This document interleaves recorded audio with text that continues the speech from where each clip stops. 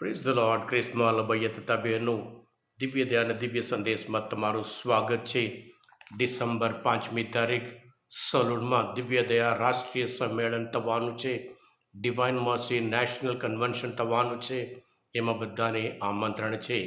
શાસ્ત્રપાઠ સાંભળીએ. માથ્યુનો ગ્રંથ 9મો અધ્યાય 27થી 31મી કલમ સુધી.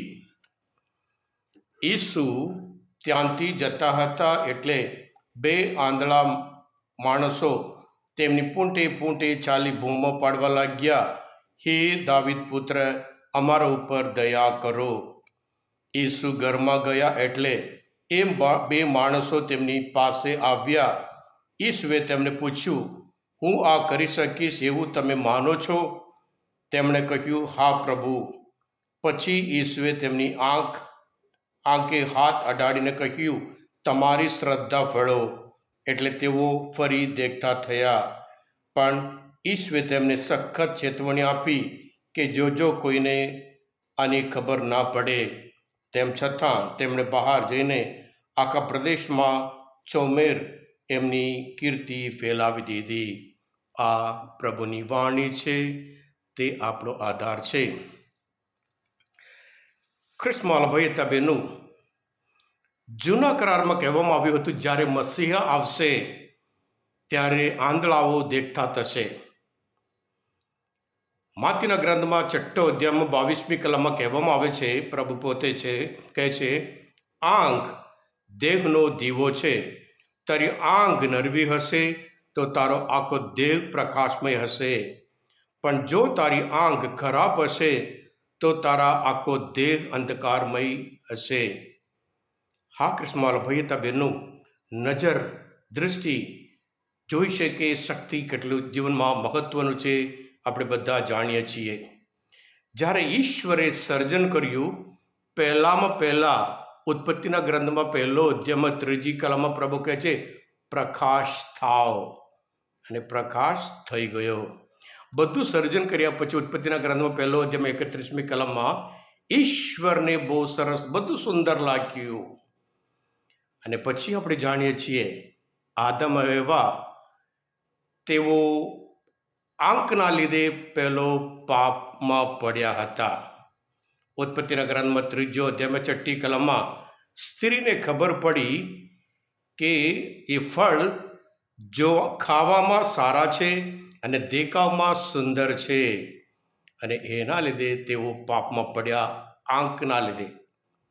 અને સાથે સાથે ઉત્પત્તિના ગ્રંથમાં 29મો અધ્યાયમાં 7મી કલમમાં આપણે જોઈએ છીએ, યોસેફ ત્યાં પોટીફર જે શેઠના ત્યાં હતો, ત્યાં પોટીફરની પત્ની એના ઉપર એંટી નજર પાપમાં પ્રેરતી હતી, પણ યોસેફ એ માટે તૈયાર ના થયો.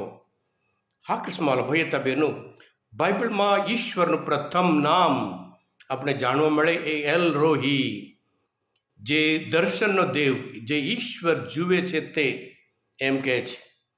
આહાર જૂના કરારમાં ઉત્પત્તિના ગ્રંથમાં જોઈએ છે, આહાર રણમાં ત્યાં રખડે છે, પોતાના બાળક સાથે ત્યાં બૂમ પાડે છે, અને ત્યારે એને પોકાર ઈશ્વર સાંભળે છે, અને ત્યારે આહાર કહે છે, એલ રોહી, મને જોઈ શકે એવા તેવ, ધ ગોડ હુ સીસ મી, એટલે દર્શનનો દેવ છે એમ કરીને કહે છે.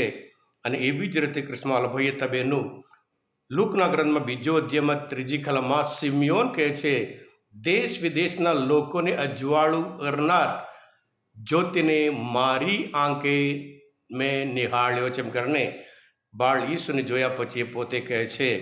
ગીત શાસ્ત્રમાં 37મા અધ્યાયમાં આપણે કહે છે કે પ્રભુ એ મારો પ્રકાશ છે એમ કરીને એ કહેવામાં આવે છે. હા કૃષ્ણ ભાઈ તબેનું, આ બધું જોયા પછી આપણે લાગે છે પ્રકાશ કે આંખ કેટલું જીવનમાં મહત્વનું છે. કૃષ્ણ ભાઈ તબેનું, કશું પણ જાણવા માટે આંખ પહેલાં જુએ છે. આમ તો બધું જ જોઈએ છીએ, અને ત્યાર પછી ઈચ્છા થઈ જાય છે ફરી જોવા. આંખના લીધે આંખને લાગે છે કે દેખાવામાં બહુ સુંદર લાગે છે, એટલે ફરી એ જુએ છે. એટલે આપણે જે જોઈએ છીએ એમાં ખાસ કરીને આપણે ધ્યાન રાખવાનું છે. ઘણું બધું જોઈએ છીએ, પણ આપમાં પાપમાં ન પડીએ એ કાળજી રાખવાનું છે. કારણ કે આંખ આપણને છેતરી શકે છે. જેવી રીતે હેવાને એવી રીતે આપણે દરેકને પણ આંખ આપણને છેતરી શકે છે. એટલે આપણે જે જોઈએ છીએ એમાં કાળજી રાખવાનું છે.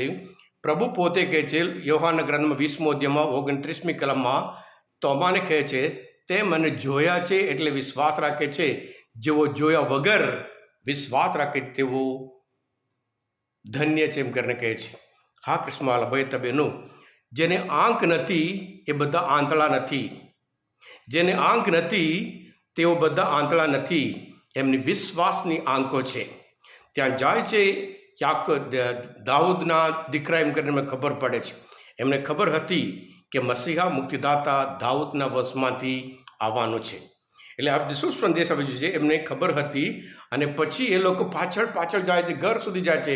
એટલે શોતા ત્યાં જાય છે અને પછી એમને વિશ્વાસ હતો અને પછી પ્રભુ કહે છે તારી શ્રદ્ધા ફળો. પ્રભુ જેવી રીતે આંધળા માણસને પૂછ્યું હું આ કરી શકું એમ તમે વિશ્વાસ રાખો છો? એ લોકો જે જી હા પ્રભુ. પ્રભુ કહે છે તમારી શ્રદ્ધા ફળો. તે ક્ષણે તેઓ દેખતા થઈ ગયા અને ત્યાર પછી તેઓ પ્રગટ કરે છે, ઈશ્વરનો મહિમા કરે છે. આજે પ્રભુ એ જ પ્રભુ ઈસુ આપણે દરેકને પ્રભુ છે. આપણે જે આધ્યાત્મિક આંધિત્વ છે એ આપણે દૂર કરવાનું છે. કે પહેલાં યોહાનના પત્રમાં 1 અધ્યાયમાં 6ઠ્ઠી કલમમાં યોહાન કહે છે આપણે ઈશ્વરના જીવનમાં સહભાગી હોવાનો દાવો કરતા હોઈએ છતાં જો અંધકારને માર્ગે ચાલતા હોઈએ તો આપણે જુઠ્ઠું બોલીએ છીએ અને સત્યનું પાલન કરતા નથી. એટલે આ આધ્યાત્મિક અંધત્વ આપણે દૂર કરવાનું હોય. આપણે ખબર પડવી જોઈએ આપણે જ્યાં અંધત્વ છે, આપણા જીવનમાં અંધારું પડ્યા છે, એ આપણા જીવન વિશે હોય, ઈશ્વરની બાબતમાં હોય, નિરાશ થતા હોય અને વિશ્વાસ વગરનું જીવન હોય.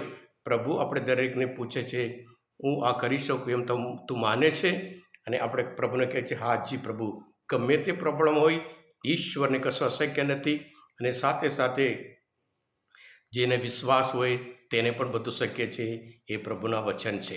હા કૃષ્ણવાલા ભાઈ હતા બહેનો, આજના માનવ ચિંતન શાસ્ત્ર પર સમજવા માટે, પ્રભુ ઈશ્વરને ઓળખવા માટે મદદરૂપતા હોય તમે પોતે દિવ્ય અને દિવ્ય સંદેશ સબસ્ક્રાઈબ કરજો અને બીજા માટે પણ ફોરવર્ડ કરજો. કારણ તમે બધા આશીર્વાદિત છો, અભિષેક્ત છો. પ્રભુ ઈસુ હું તમારામાં વિશ્વાસ રાખું છું. બોલો દિવ્ય દયાનો જય.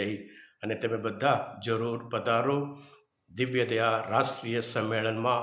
બપોરે 1:30 વાગે ભવ્ય કૃષ્ણજ્ઞ અને આરાધના, અદ્ભુત સંદેશ અને તમારા જીવનમાં અદ્ભુત કાર્ય પણ જરૂર તમે અનુભવ કરશો. God bless you all.